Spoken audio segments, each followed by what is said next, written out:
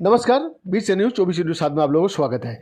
ऐसा लगता है कि व्लादिमीर पुतिन हिचकॉक का फिल्म खूब देख रहे हैं। महीने तक पुतिन ने दुनिया को अनुमान लगाने दिया कि वो यूक्रेन पर हमला करेंगे या नहीं। शीत युद्ध के बाद यूरोप में जो सुरक्षा व्यवस्था बनी थी उसे नष्ट करने की योजना बना रहा या नहीं।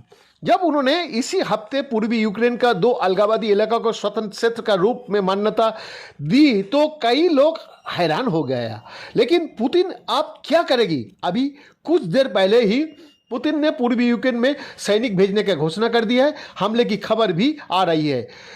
पुतिन रसा किताब के लेखिका लिलिया ने कहती है कि पुतिन के लिए सस्पेंस सबसे पसंदीदा उपकरण है।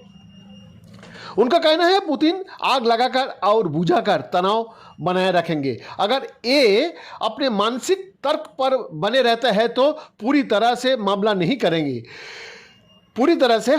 करेंगे, लेकिन उनके पास संभावित कदम उठाने के लिए अलग अलग कई चीज है, जैसे साइबर हमला और दक्षिणी अमेरिकी अजगर की तरह यूक्रेन को आर्थिक रूप से दबोचते रहना। रूसी सेना पूरे दोनेत्स्क और लुहांस्क को भी अपने नियंत्रण में ले सकता है। वो बिल्ली की तरह चूहे के साथ खेलते रहेंगे।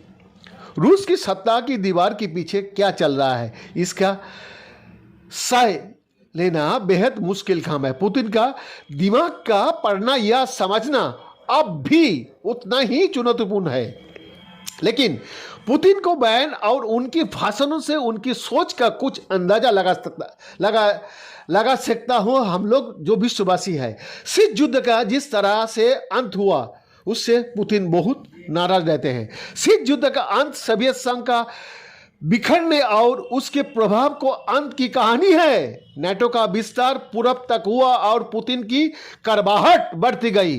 पुतिन उस व्यक्ति तरह लग रहे हैं जो पूरी शक्ति के साथ एक मिशन पर लगा हो। पुतिन का मिशन है यूक्रेन को रूस के साथ किसी भी तरह जोड़ लेना।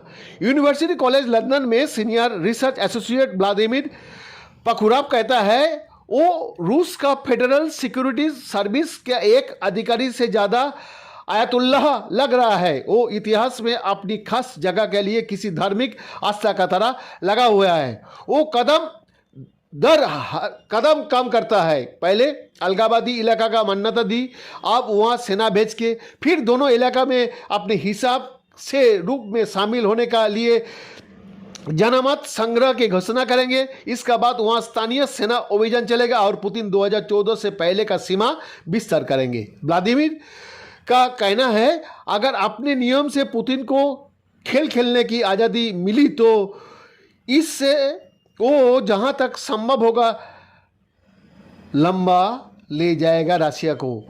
वो धीमी आंच पर मांस पकाएंगे। पश्चिमों के नेताओं का लग रहा है कि नए प्रतिबंध गेम चेंजर होंगे लेकिन पुतिन बहुत ही खतरनाक दिख रहा है। रूसी विदेश मंत्रालय का प्रवक्ता मारिया जोखारोवा ने सांबादिक लोगों से कहा हम इन प्रतिबंध को अवैध मानते हैं। हम लंबे समय से इसे देख रहे हैं और पश्चिमी हमारी प्रगति को रोकने के लिए किसी भी तरह बार बार बहुत सारे चीज इस्तेमाल करता है। हमें पता था कि प्रतिबंध लगेगा, चाहे कुछ भी हो। ये कोई मायने नहीं रखता है कि हमने कुछ किया है या नहीं, उनका प्रतिबंध अनिवार्य है। लेकिन क्या रूस पश्चिम में अपनी अंतर्राष्ट्रीय प्रतिष्ठा की परवाह नहीं करता है, जो कि लगातार निचले स्तर पर जा रही है?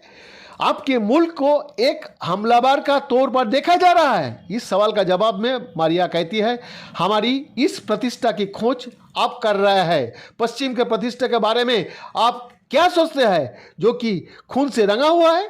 कहा जा रहा है कि मारिया को भी यूरोपियन यूनियन की प्रतिबंध सूची में शामिल किया गया। हिचकॉक का थ्रिलर फिल्म का माफी करती है, लेकिन पुतिन का यूक्रेन थ्रिलर रूस के लोगों का नर्वस कर रही है।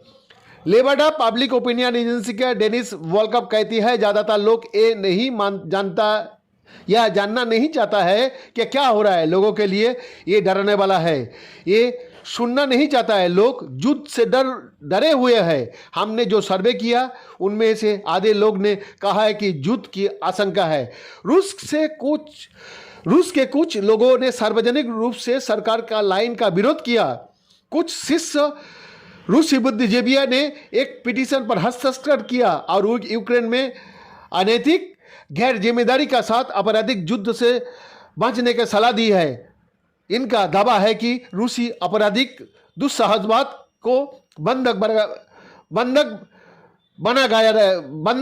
बन गया है। पिटीशन में अपना नाम दर्ज कराने वाला प्रोफेसर जुबोव ने कहा कि रूस में लोग अपनी सरकार या संसद को रोकने में सक्षम नहीं है। उन्होंने कहा, लेकिन मैंने अपनी राय रखने के लिए ये हस्तक्षेप किया है। मैंने रूस का शासक वर्ग वाला अभिजात्य से खुद को दूर किया हूँ। वो वर्ग अंतर्राष्ट्रीय नियमों को तोड़ रहा है, लेकिन पुतिन का रूस में समर्थन भी है। सोवियत आर्मी का एक पूर्व कमांडर ने कहा, केवल यूक्रेन नहीं जो रूस में लौटेगा, पोलैंड, बुल्गारिया और हंगरी भी है। वो सभी देश हमारा हुआ करता था। उन्होंने कहा 1990 का दशक का आर्थिक उथल पुथल का बाद एलेक्सी कहते हैं ये एक जैविक प्रक्रिया है। जब एक बच्चा बीमार पड़ता है तो बीमारी से लड़ने का और क्षमता विकसित कर लेता है। 1990 का दशक में रूस इसी बीमारी से ग्रस्त हुआ था, लेकिन बीमारी ने हमें और मजबूत बना दिया है। हम नेटो की दूर जाने के लिए मनाने का जरूरत नहीं करता हूँ, वो खुद ही सब छोड़ देंगे। भाई धन्यवाद। करीब 20 न्यूज़ 24 न्यूज़।